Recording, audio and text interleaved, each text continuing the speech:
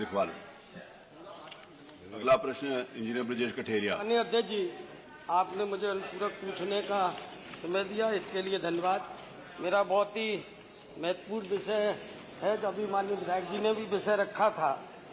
माननीय आंगनबाड़ी और सहायिका के विषय में आज लगभग महोदय 50 वर्ष पूरे होने जा रहे हैं और जिसमें हमारे यहाँ जो मानदेय मिलता है महोदय 5500 रुपये, जिसके प्रतिदिन 183 रुपये हो रहा है, जिसका जो न्यूनतम मजदूरी दर है 994 रही, उसका 1/4 और सहायिका को 2750 रुपये प्रतिदिन लगभग 91 रुपये पड़ते हैं, जो न्यूनतम मजदूरी दर का लगभग 8वां हिस्सा पड़ता है। जो न्यूनतम मजदूरी दर सेंट्रल गवर्नमेंट की है उसमें अकुशल श्रमिकों के 783 रुपये, अर्धकुशल 868 रुपये, कुशल श्रमिक 954 रुपये, अति कुशल श्रमिक 1035 रुपये।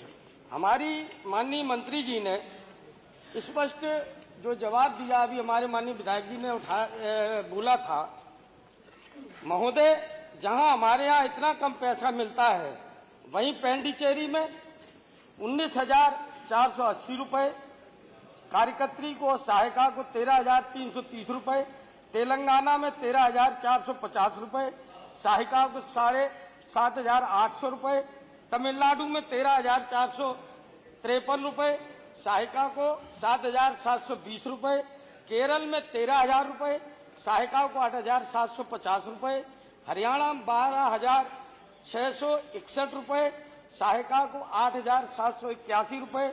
और यही नहीं, रिटायरमेंट पे माननीय अध्यक्ष जी पश्चिम बंगाल में 3 लाख रुपए और सहायिका को भी 3 लाख, महाराष्ट्र में 1,50,000 कार्यकर्त्री को, सहायिका को आधा, पंजाब में 1,50,000, सहायिका को आधा, आंध्र प्रदेश में 1,50,000, सहायिका को आधा, तेलंगाना में 1,50,000, सहायिका को आधा, हरियाणा में 1,50,000 और सहायिका को 50,000।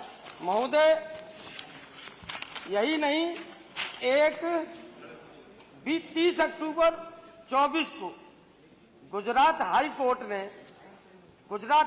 की ने आंगनबाड़ी कार्यकर्तियों को सरकारी कर्मचारियों को हर माना, बल्कि केंद्र और राज्य सरकारों 6 माह के अंदर सरकारी कर्मचारी के रूप में समायोजित करते हुए पूरा वेतन, फंड, पेंशन आदि देने का आदेश दिया। इसके बाद भी मान्यवर इसका अनुपालन नहीं हो पा रहा है। मैं आपके माध्यम से माननीय मंत्री जी से जानना चाहता हूं कि महोदय, आंगनबाड़ी कर्मचारियों को पेंशन, भविष्य निधि की व्यवस्था अन्य राज्यों की भांति हमारे यहाँ मिलेगी या नहीं मिलेगी? दूसरा मेरा अनुपूरक, क्या सरकार आंगनबाड़ी कार्यकर्तियों की भर्ती के लिए राज्य स्तरीय आयोग बनाने पर विचार करेगी? तीसरा महोदय, अन्य प्रदेशों की भांति हमारे प्रदेश में भी क्या सहायिका और आंगनबाड़ी कार्यकर्तियों का मानदेय बढ़ाने पर विचार करेगी? और लास्ट क्वेश्चन, जो गुजरात हाई कोर्ट का महोदय आदेश है, क्या सरकार उस आदेश का अनुपालन करेगी या नहीं करेगी? गुजरात का हाई कोर्ट का आदेश उत्तर प्रदेश सब में पालन करेगी? सबके लिए था सर। हैं? जी सर। तो कितने प्रश्न हो गए अनुपूरक? 4? दो अलाउड हैं। मंत्री जी दे दीजिए उत्तर, जो रेलिवेंट पोर्शन है उसका उत्तर दे दीजिए, जो आप समझते हो कि रेलिवेंट है उसका उत्तर दीजिए। जो आपने सवाल किया है मैं उसी का जवाब दे रहा हूं। हाँ, जो रेलिवेंट पोर्शन उसका उत्तर।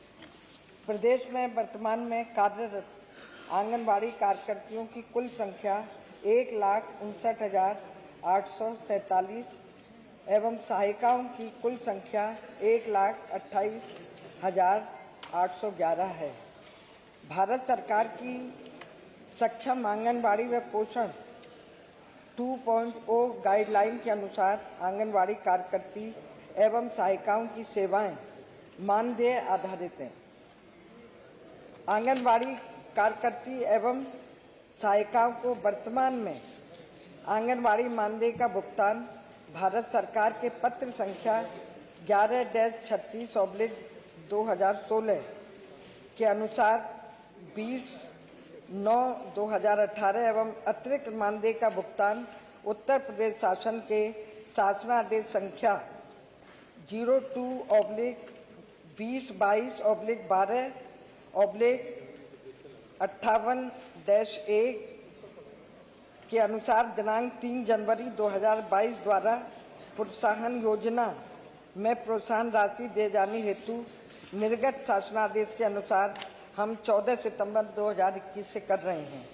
अन्य सुविधाओं की बात की है तो मैं अध्यक्ष जी बताना चाहूंगी कि आंगनवाड़ी कार्यकर्ती एवं सहायिकाओं को दी जाने वाली अन्य सुविधाओं के अंतर्गत उनको प्रधानमंत्री सुरक्षा बीमा योजना एवं प्रधानमंत्री जीवन ज्योति बीमा योजना से आच्छादित किया गया है।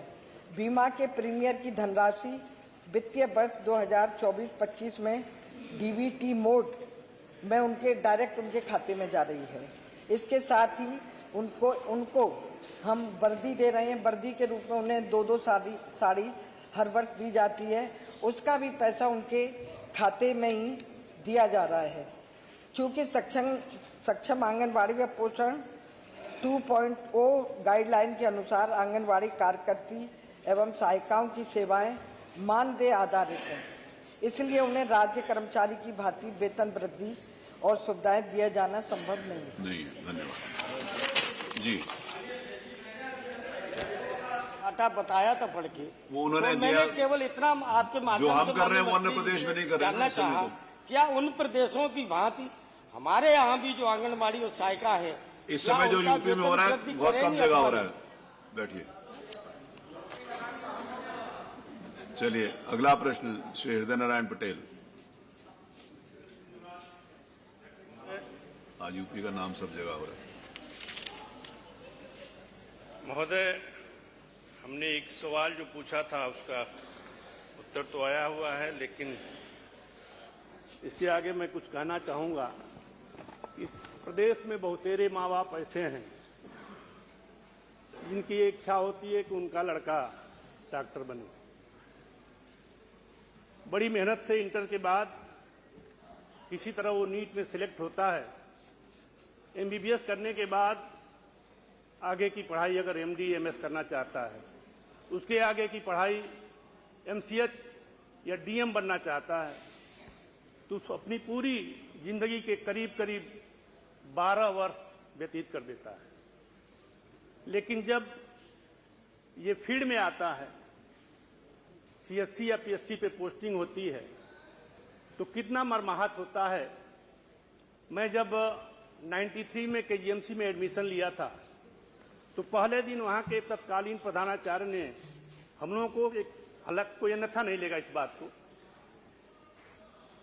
प्रशासनिक भवन में उन्होंने कहा था कि देखो आप लोग डॉक्टर बन गए हो और सब माँ बाप की इच्छा होती कि उनका लड़का डॉक्टर बने। यदि वो डॉक्टर नहीं बन पाता है तो दूसरा वो सिविल सेवा में जाता है। सिविल सेवा में भी अगर नहीं सफल हो पाता तो राजनेता बनता है। वहां नहीं अगर सफल हो पाता तो साधु और संत बनता है। लेकिन जब अधिकार की बात आती है तो उलट जाता है। साधु संत गवर्न करते हैं नेताओं को, नेता